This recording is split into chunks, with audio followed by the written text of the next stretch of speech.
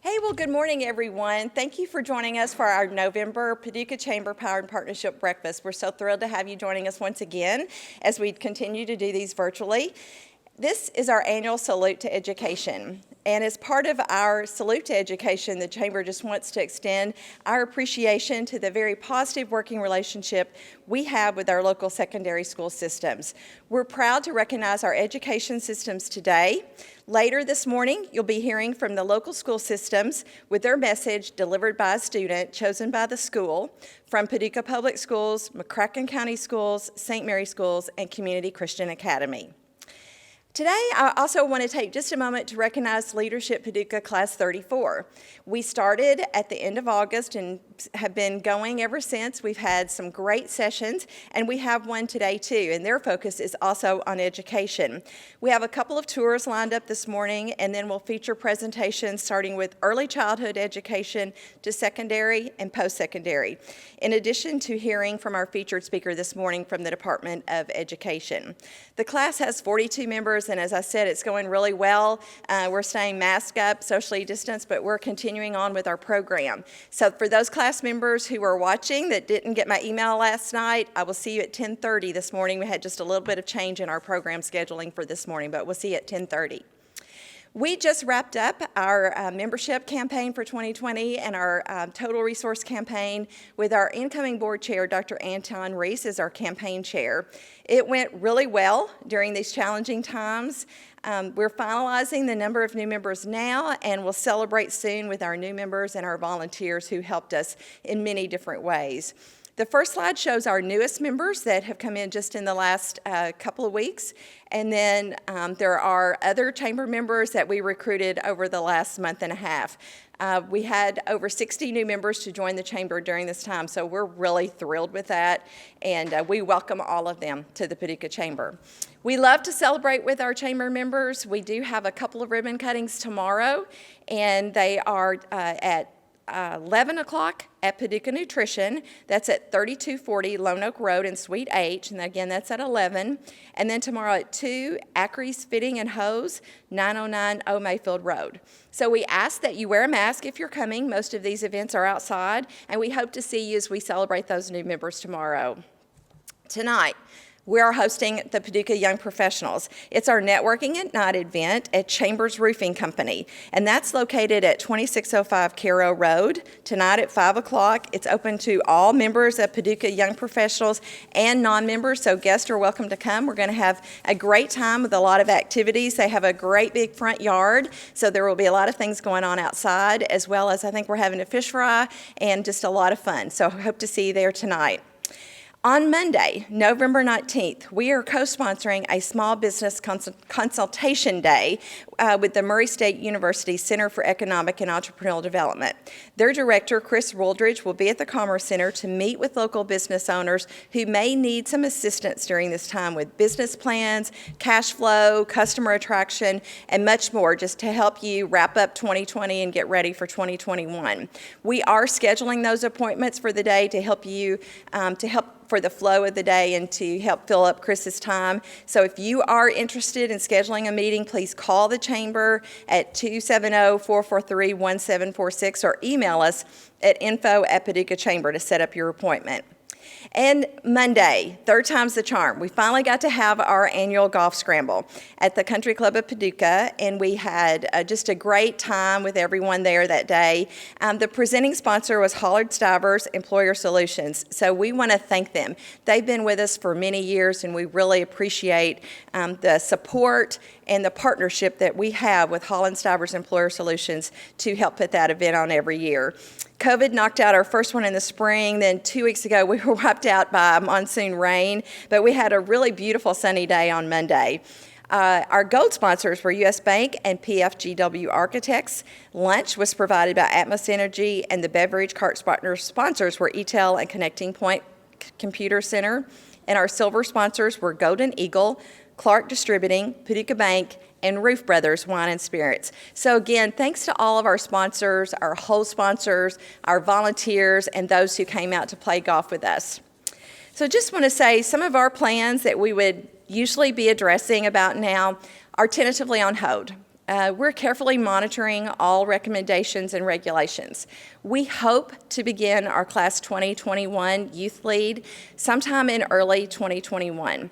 I interviewed members of last year's class just to kind of make a determination of what we should do with that. The Youth Lead class is made up of high school juniors, so we would have the opportunity to have them next year, or what we may do is split the class and have some of it in the spring of 21 and continue it and complete it in the fall of 2021. So we're staying in contact with the school administrators about our plans, and we hope to take the applications in December or January and again begin later in the spring. So also, that is true of our annual meeting and business celebration, which right now, usually we would begin to take our applications for all of our awards and be talking to you about our speaker and all of our plans. We have that on hold for right now, and we'll be looking at a time in 2021 when we feel comfortable bringing a larger group together.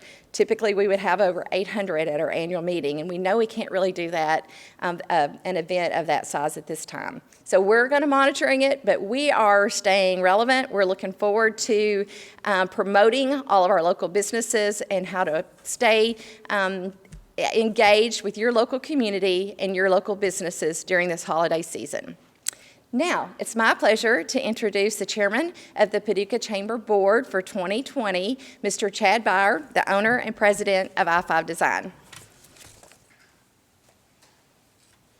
Thank you, Sandra. Good morning and welcome. I bring greetings from the board. As we've announced previously, we had a very successful DC flyback. That was just 2 weeks ago, and we did all of this without even leaving our city. We had 2 days of very impressive meetings as part of our advocacy efforts with our members of Congress and federal agencies. The virtual program was very impressive, and we heard from top officials with the DOE, DOT, and many travel and tourism-related national organizations. So sincere appreciation to everyone involved in making that happen. It really was a great event. So this year's been unlike any other. While we don't know what the future holds, we do know that the Chamber is doing all that we can to keep going, to keep being relevant, to keep on promoting our local community and our local Chamber members. And today is our annual salute to education. And while I miss seeing a room full of students and educators, we do have a few here and we're glad you're here. We are proud to bring you this virtual program on education. Education is a very important part in our component of our mission at the Chamber. Our Business Education Partnership was started over 20 years ago, and we continue to focus on the importance of education and encourage our business community to work with our educators in all ways possible. The Chamber appreciates the funding for many of our local businesses for our Business Education Partnership, and those names have been included on a slide today. Funds from the BEP have been used to sponsor local principals in the Leadership Institute for School Principals Advanced Training Program, scholarships for students to attend camps, and other programs to benefit students and educators. So we're looking forward to hearing from our keynote speaker about statewide education initiatives. It's now my pleasure to introduce our sponsor for this month's breakfast. We're appreciative of Baptist Health Paducah for being our sponsor of our November Power and Partnership Breakfast. We appreciate the partnership that the Chamber has with them. And to present the remarks is Chris Rohde, President of Baptist Health. Chris.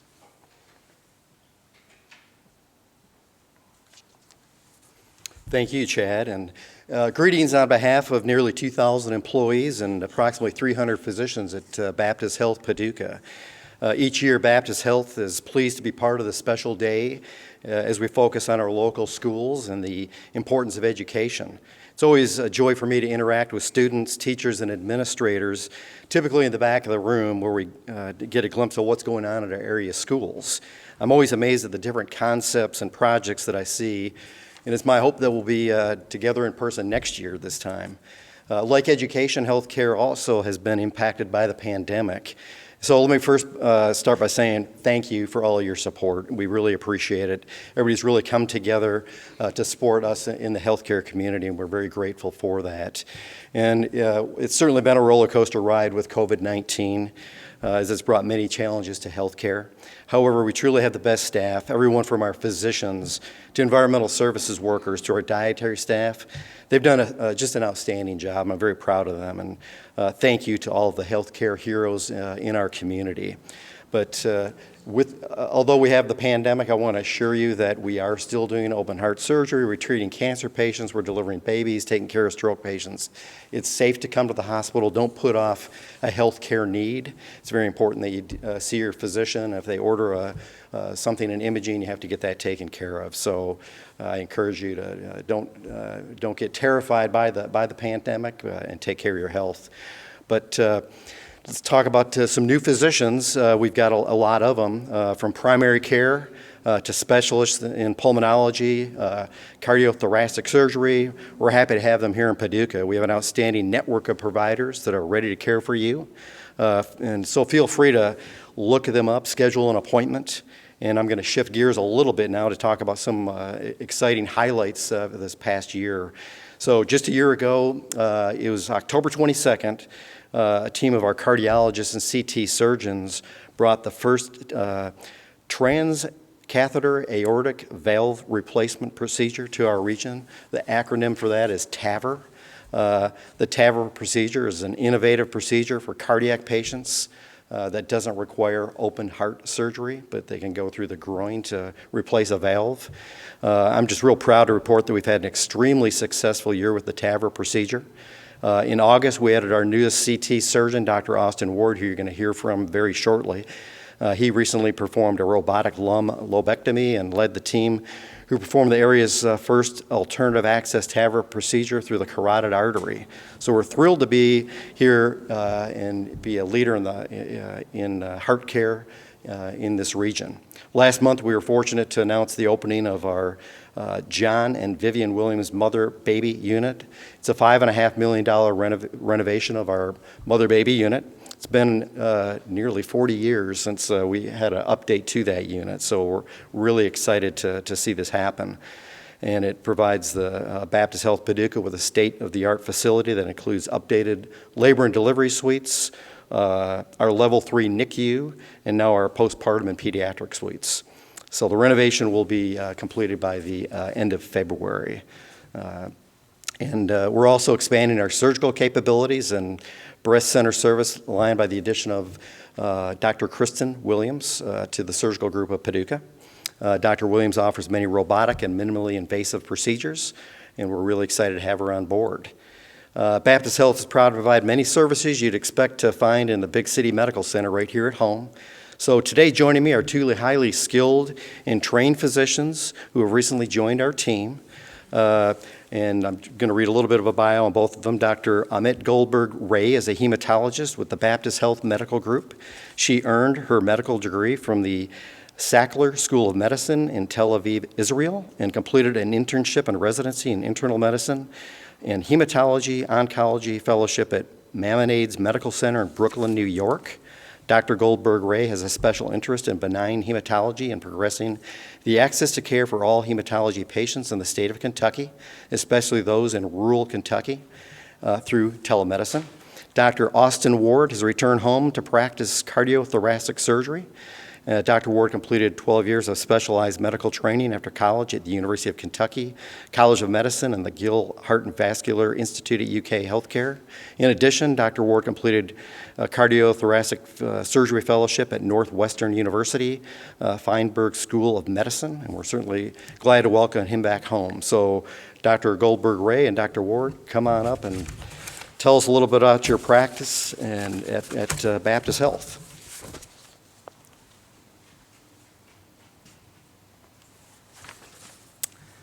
Thank you, Mr. Roddy. I'm happy to be here, and I'm happy to have joined a most excellent medical group with Dr. Chu and Dr. Concepcion at the Cancer Center. As Mr. Roddy said, I am a hematologist with Baptist Paducah now in the Division of Medical Oncology and Hematology. I am boarded in the American Board of Internal Medicine, both in hematology and medical oncology. And I previously served as a director for inpatient hematological malignancies at the University of Kentucky up until April of this year. before coming to Paducah. I am passionate about the study of blood disorders, mostly benign hematology, and I plan to put Paducah on the map as the premier hematology referral for the entire state of Kentucky. And you ask, how are you going to do that? Well, I'm going to do that through telemedicine, which is a provision of healthcare to be done remotely by means of telecommunication technology such as Zoom, FaceTime. Thanks to COVID, the silver lining of COVID for me was that this really brought telemedicine up to the forefront of not only physicians but patients themselves. It's been around for about 40 years, but in the last 5 years it's grown exponentially, and probably in the past 9 months it has really exploded. We are already doing telemedicine at Baptist Paducah, and it's taken off beautifully. It's probably the fastest growing part of medicine, and we want to be able to give access to patients that otherwise wouldn't have actually had access to care. And I thank you so much for your time, and I look forward to working in this wonderful community and in the state of Kentucky.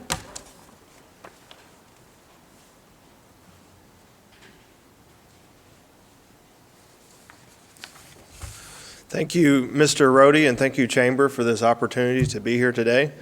As Mr. Rohde said, my name's Austin Ward, and I'm a cardiothoracic surgeon. I'm super proud to be back in the community where I grew up in. I was born at Baptist Health Paducah and raised in Paducah.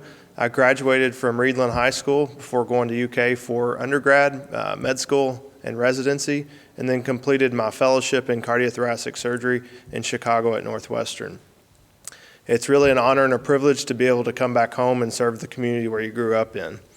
I specialize in treating valvular and ischemic heart disease as well as cancers of the lung. My practice focuses on valve repair and replacement, and I offer minimally invasive alternatives to traditional open heart surgery for those. That includes smaller incisions for traditional surgery as well as transcatheter therapies such as TAVR. I also perform coronary artery bypass grafting and am proud to offer multiple arterial grafting, which should last longer than vein grafts in selected patients. I also offer the area's only robotic thoracic surgical program to treat lung nodules and lung cancers using the Da Vinci robot system. I'm super excited to work with the heart team at Baptist Health because I'm a true believer and I'm passionate about the people of this community being able to receive world-class care without having to travel out of this area to big cities or major medical centers. At Baptist Health Paducah, we really have a team for cardiac surgery that we can offer the full spectrum of cardiac surgical treatment, short of advanced heart failure therapies like transplants, right here at home. We are passionate that not every patient is right for every treatment, and we really pride ourselves on assessing each patient's individual situation and offering a personalized treatment plan that is the best option for their particular disease and anatomy. I'm very proud to be here on a day that focuses on education, as this is where I was raised and completed a lot of my education. So I have a special message for the students that are here in the audience. There's few things in life that are rewarding as coming back to your hometown and treating the people that were your neighbors and that were your teachers even and grew up right beside you. I was spurred into medicine from working in ERs here in the area and really made my interest explode. My love for like math and physics in school is what really interests me in a career taking care of the heart. And I would really encourage you all to continue to challenge yourselves, take hard classes, push yourselves, and then go get great training somewhere and come back home and practice medicine because there's really no greater reward than that. Thank you all for your time, and it's really a pleasure to be here today.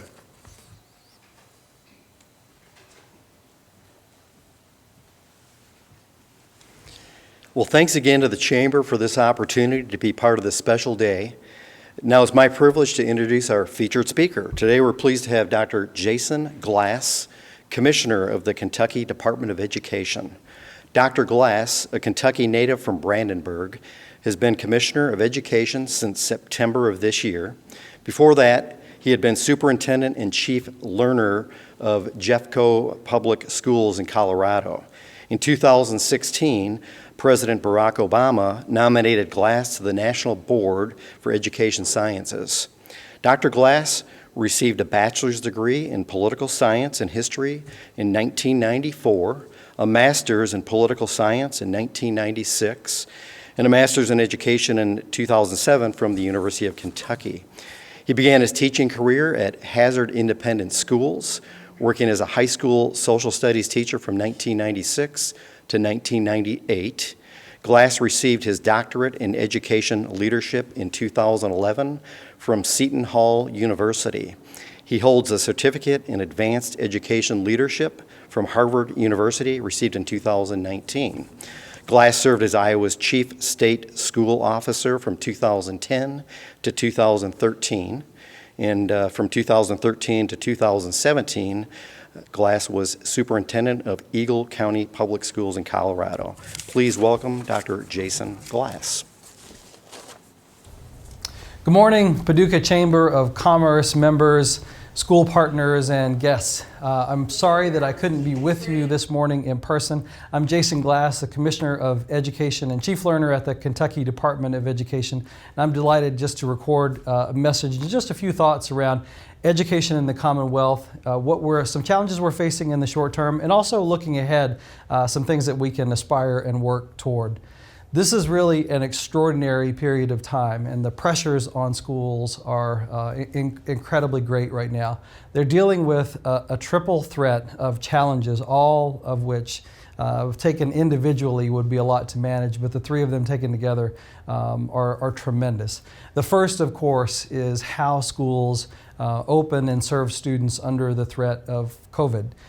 We have schools across the state that are operating in-person experiences and in NTI or remote experiences, and really all points in between. And with the rising numbers of cases that we've seen around the state, we see schools going back and forth as they have students and staff members that they have to quarantine. They have to move into NTI experiences and then come back into in-person experiences.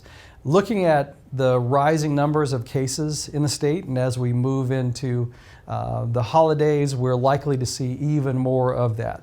We know that respiratory viruses increase as the weather turns cold, people move indoors. So we should expect the same challenges to pop up when it comes to managing COVID. And our schools will have to look at the number of cases in their communities. They'll have to look at their partnerships with the local public health department, and then make the best decisions that they can locally around what the right learning model is for the community. But I want to commend the schools in Paducah, and especially my childhood friend, Steve Carter, who's the superintendent in McCracken County. You really have a great person and a tremendous professional that's leading that school system. All of the schools in your region have done a great job working to manage the learning and keep learning going for kids, even though we're having to live and work under the threat of COVID. A second major challenge that schools are struggling with right now is the challenge of racism and equity. This, of course, has come up and become a bigger issue after the events of this summer with the murder of George Floyd, the killing of Breonna Taylor here in Kentucky, and then the civil unrest that continues to unfold around the country around issues of racism and inequities. When it comes to public education, we have a moral obligation to make sure that our schools are places where any child and any family can come and be served and reach their full potential. And we really all have an interest in every child in the Commonwealth, every child that's in McCracken County and in Paducah, growing up to be successful. And success is not a zero-sum game. When our kids grow up and can lead fulfilling lives, they can be productive citizens, they can have a high standard of living, that helps everybody. And so we have that moral obligation to serve every child. The work that we're doing right now, I've recently hired a chief equity officer and deputy superintendent. Dr. Thomas Woods Tucker is joining the Kentucky Department of Education with a special focus on anti-racism and equity efforts. And one of the first things that we'll be doing is a review of all of the practices around anti-racism and equity that we have in the Commonwealth of Kentucky, starting with that first seek to understand approach, to have a strong grasp of all of the practices that we have in place, and then think about what do we need to add. This is an emotional issue. It's an issue that can create divisions among people and really cause some very difficult conversations. So we need to be careful, but also brave in how we approach this. And I know it's also an issue that's been of concern in Paducah, in education, and it's one that you're struggling with right now as well.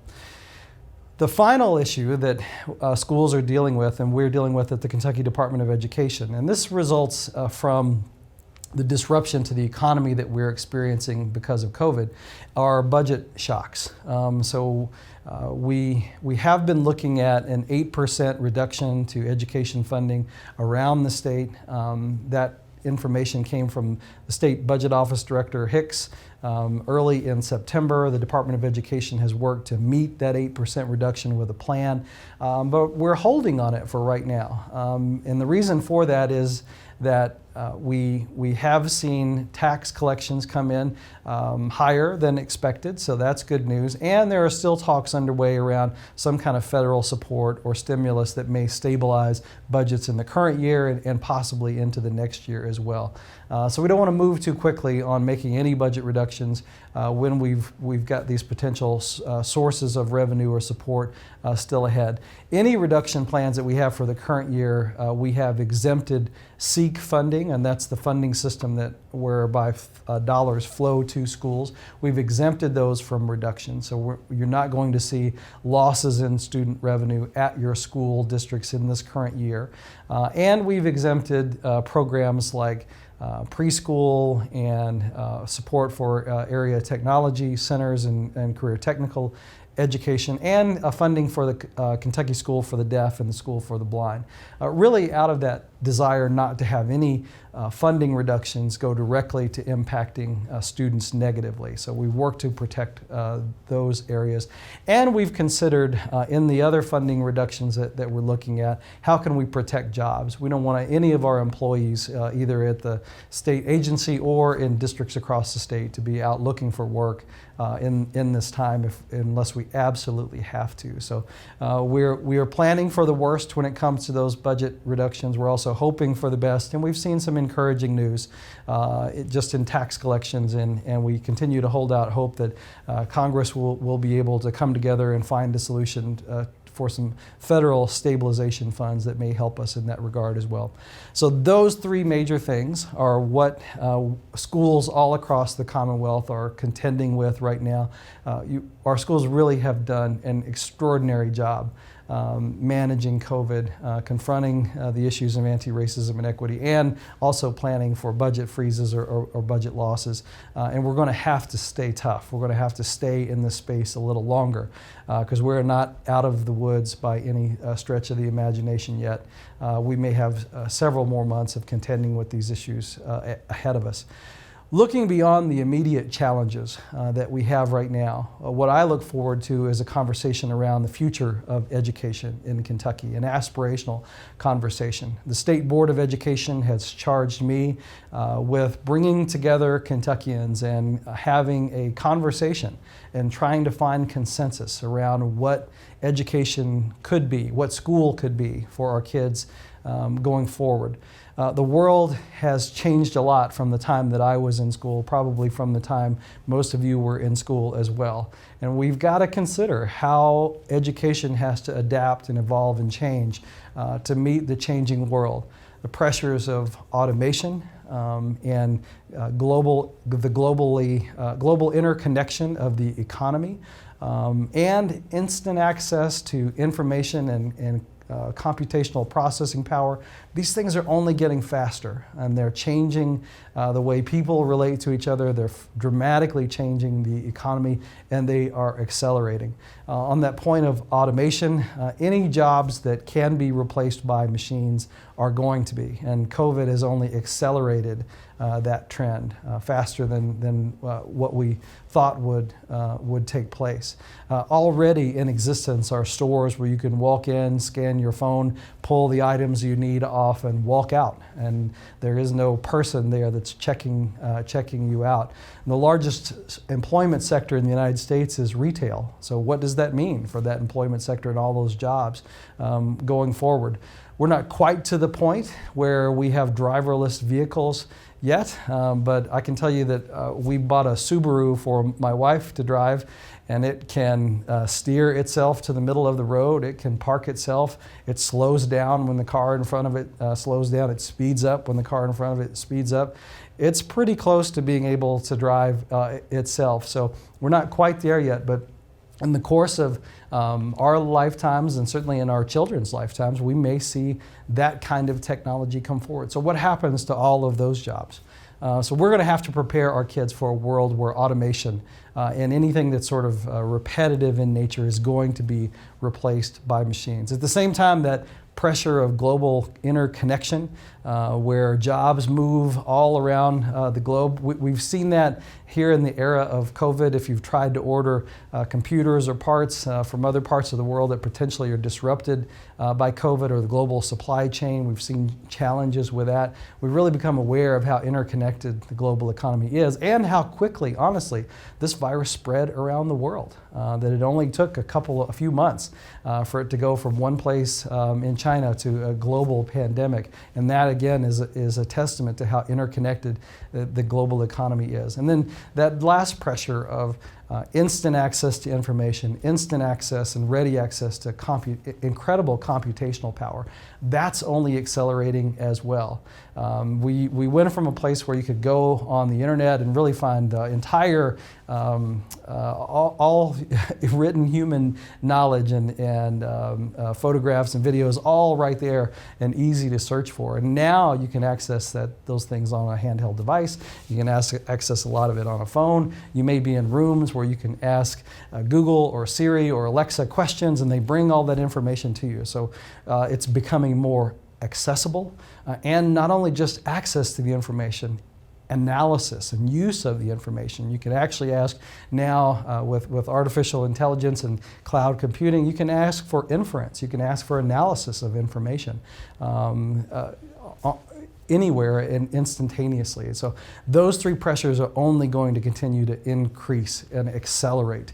And so because of that, we have to think hard about our schools and how our schools have to evolve and change and adapt, and what experiences are we providing for kids and how we prepare them to be happy, successful, productive citizens and workers and family members in that exciting and challenging new world.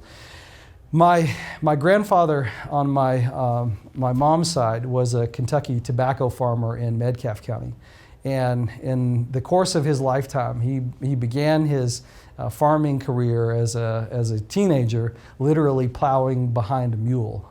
And by the end of his farming career, he was driving his Chevrolet pickup truck on an interstate highway system. So that's how fast the world can change in one lifetime.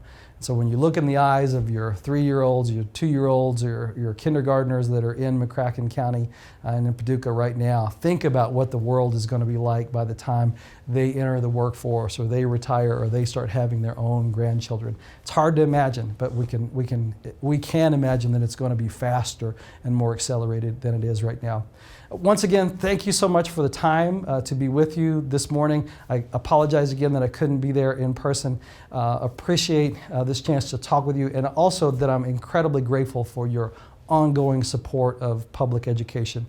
Steve Carter's told me that the Chamber has been an incredible partner with McCracken School District, as well as Paducah Independent, the private schools that are there in your community, and they are very grateful and appreciative that they have that support from the business community, and I do as well. Thanks everybody, and have a great day.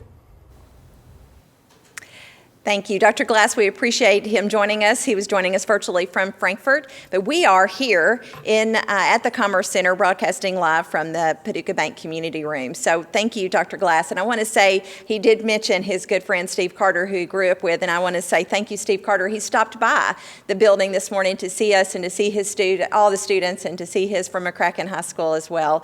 So thank you, Mr. Carter, for your support, and we appreciate that very much. And I want to go back and say again, thank you to our sponsor, Baptist Health, and Dr. Ward. Wow, he's still in the room, so I'm looking over to him. You kind of put tears in our eyes this morning and warmed our heart with that message to those students. So thank you for that. That was really very special, and I want to give a shout out to your parents, Neil and Ronna Ward. I hope they're watching, and I know that they're very proud. We're all proud to have you back here in Paducah. So now it's time to hear from our local school systems and our 2 public schools and our 2 non-public. Each system chose a student to represent them this morning and to deliver their message from their school system. So we're going to start with our first speaker representing Paducah Public Schools. I'm going to ask her to come on up. Gabby Copeland is a junior at Paducah Tillman High School and the daughter of Tony and Angela Copeland. So Gabby, we're looking forward to hearing from you.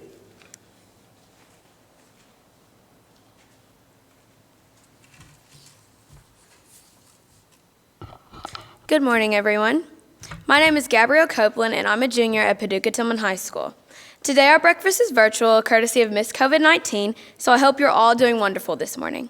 Today, I'm here to give you a little insight on how Paducah Tillman High School is currently doing. Going into the school year, everyone was a little worried about how we would all handle COVID and how it would take a moment for everyone to adjust. But despite all the obstacles, the students are doing a wonderful job. We have 55% of our students virtual and 45% of us physically in school.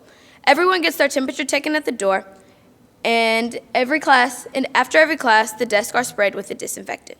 We now have badges with our names and pictures on them for each of the students so anyone can identify us. COVID has added on a lot of requirements for us to go through our day. Even though we are not physically together, we still have a connection as a student body and as young adults during this time. In school, everyone keeps their mask on correctly, and we social distance to the best of our abilities. One thing COVID has put a damper on is extracurricular activities.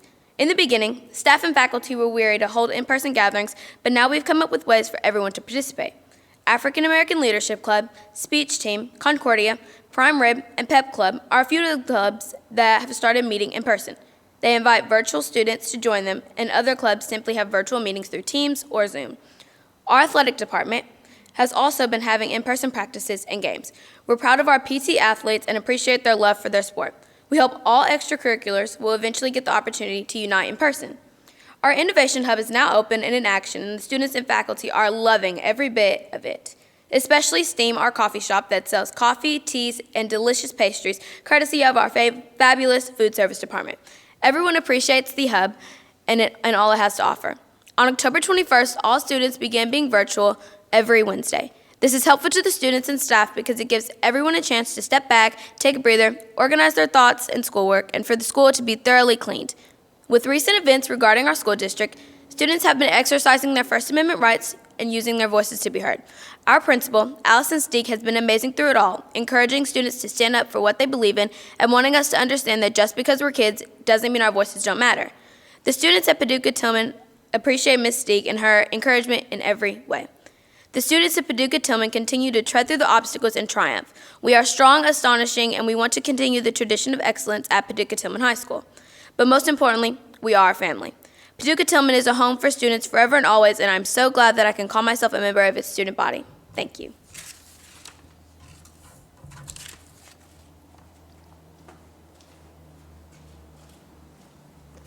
Thank you, Gabby. We really appreciate hearing from you this morning and from Paducah Public Schools. Our next speaker I'm going to ask to come up now is representing McCracken County Schools. Ava Kelly is a junior at McCracken County High School and is the daughter of JP and Kelly Kelly.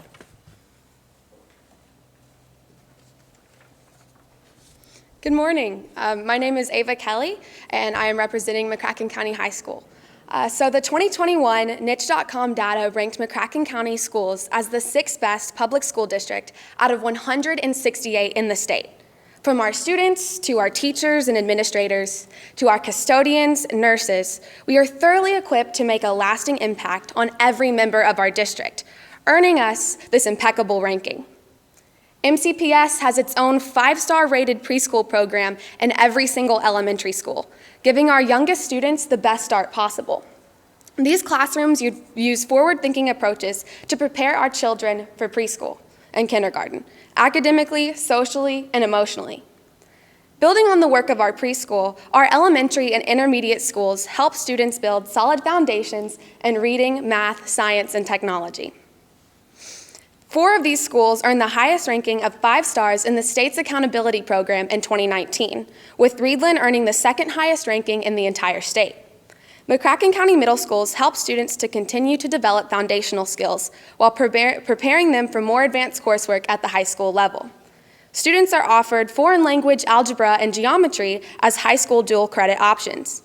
English and language arts courses engage students in critical thinking, and our visual and performing arts programs nurture their creativity.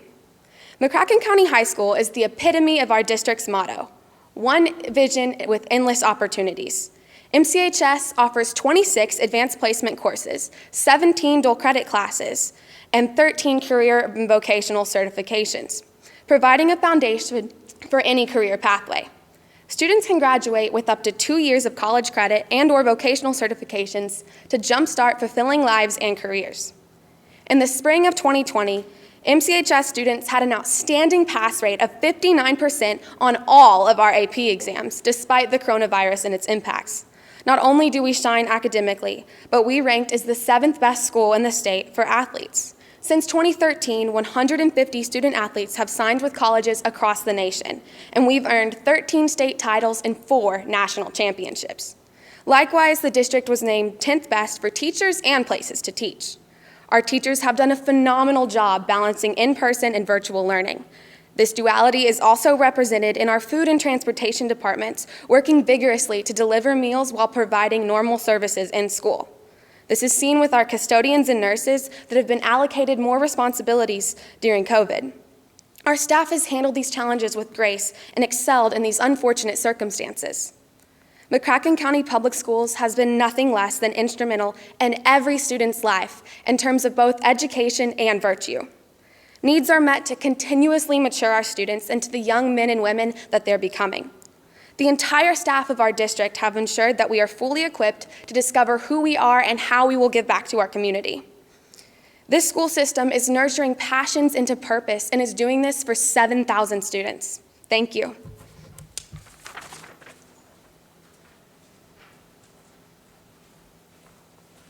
Thank you, Ava.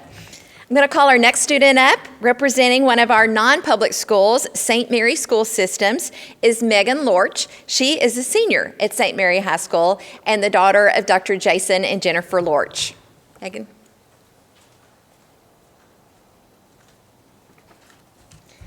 My name is Megan Lorch, and I am a senior at St. Mary High School. I've attended St. Mary School Systems for 14 years, starting in preschool and continuing currently. Throughout my time at St. Mary, my education and personal character have enriched with advanced academic challenges, the opportunity to participate in numerous extracurricular activities, and the influence of a Christ-centered community. Starting in elementary school, St. Mary has consistently challenged me with advanced coursework, which has led me to develop a hardworking attitude toward all challenges I face. The emphasis St. Mary places on challenging academics begins in elementary school and continues throughout middle and high school. The college preparatory coursework at St. Mary pushes students to approach challenges with a creative and open-minded attitude and develop essential critical problem-solving abilities, which are applicable to challenges students face throughout their lives. Because of the small student-to-faculty ratio, students are able to create beneficial relationships with teachers, which helps students receive any support they need to promote academic success. The small class sizes prioritize the success of each student and cater to any needs a student may require. Because of the rigorous coursework at St. Mary students consistently score above state and national benchmarks for standardized test scores. The average ACT score for the St. Mary class of 2019 was a 25.6, and the national average in 2019 was a 20.8. The drive and focus of St. Mary's students are evident not only in the classroom, but also throughout extracurricular activities. Along with advanced coursework, St. Mary also offers multiple extracurriculars, including 33 sports teams and 29 clubs and organizations. All students are given an opportunity to play multiple sports and participate in numerous clubs. Around 80% of high school students participate in sports, and 57% of students participate in 2 or more sports. St. Mary offers a unique opportunity for students to showcase their athletic ability while providing students with multiple leadership positions and consistently promoting academic success. I personally have the opportunity to participate in 3 sports and multiple clubs and organizations, which has given me the ability to exhibit my leadership qualities in different aspects of the school system. I am able to build the St. Mary community through my leadership in sports, but also my contributions to clubs such as Catholic Youth Leaders and Spanish Club. The participation in many activities at St. Mary gives students a well-rounded high school experience, which contributes to success in future education and careers. Most importantly, the St. Mary curriculum is rooted in Catholic tradition. St. Mary offers unique service opportunities to students, which provide students with first-hand experience in using personal talents to benefit a community. Through participation in Catholic Mass services, community service activities, and spiritual retreats, St. Mary students are able to not only grow in their faith, but also grow together as one community. Throughout my years at St. Mary, I've had the privilege of growing up with my senior classmates and creating a second family within the St. Mary community. Because of the tight-knit relationships created at St. Mary, students have a supportive environment to rely on throughout high school and after graduation. St. Mary encourages a Christian lifestyle in which students learn to become a positive influence on others. Students are invited to engage in rigorous academics while having the opportunity to partake in Catholic education and various service activities. Throughout my education at St. Mary, I've been blessed with countless opportunities to showcase my leadership abilities, participate in various extracurricular activities, and engage in college preparatory coursework, and grow deeper in my faith. The relationships I have created with my classmates and faculty members have made a supportive community that I can rely on throughout my entire life.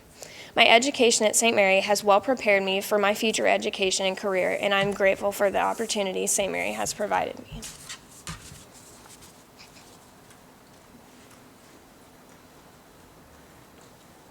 Thank you, Megan. And our final speaker today is representing another one of our private schools, Community Christian Academy. Please welcome Ashley Thurston. She is a senior at Community Christian Academy and the daughter of Tim and Christina Thurston, and a recent graduate of our Youth Lead program as well. So welcome, Ashley.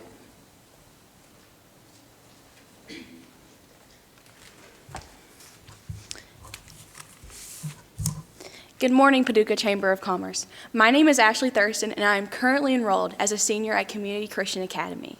First off, I would like to tell you guys about myself. I recently graduated from the Youth Lead number 9 class last month, right here at the Paducah Chamber, and I would not have been able to do that without the help of CCA.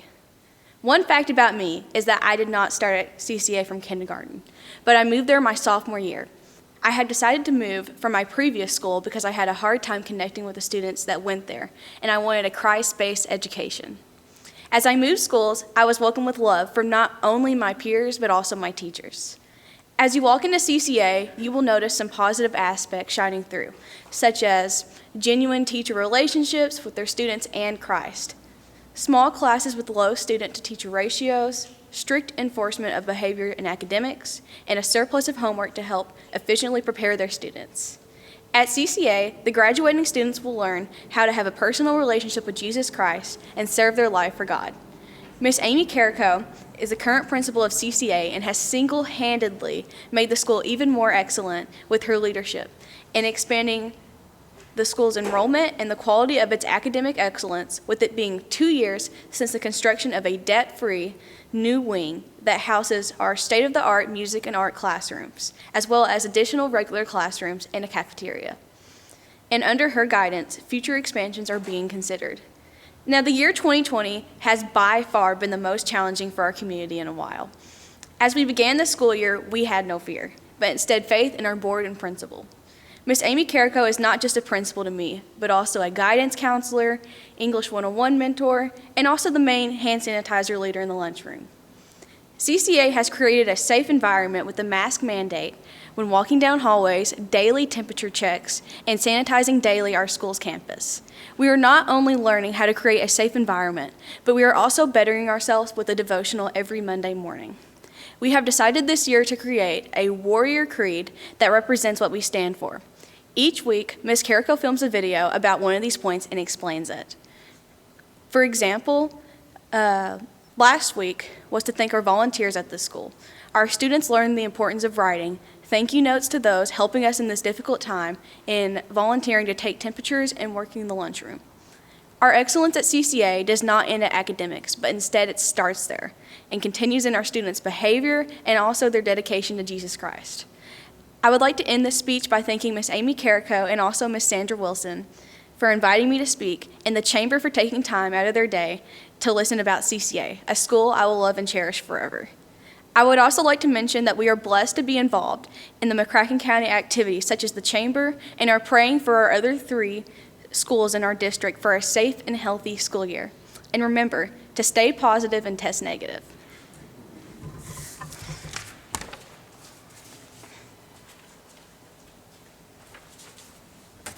I love that line, Ashley.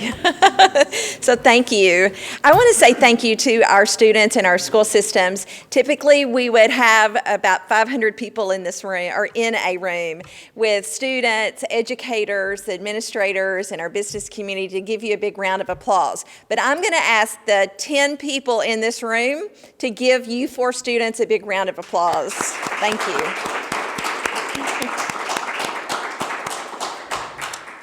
Great job, and thank you all. Thank you to our school systems for selecting you and sharing you with us this morning and your talents. Thank you again to Baptist Health Paducah, Chris Rohde. We're very appreciative of the relationship and the partnership that we have with Baptist Health. The Salute to Education is one of our most popular events every year, and we appreciate the continued support we receive from you. We do have door prizes from Baptist Health, and I'm going to ask you and Chad if y'all would come up here. Dr. Ward, come on up here with them. We've got 3 door prizes, and we'll just ask each of you to draw one out and hand it to me, and I'll read the name. And they're all gift certificates to Midtown Market. Jessica Pedersen.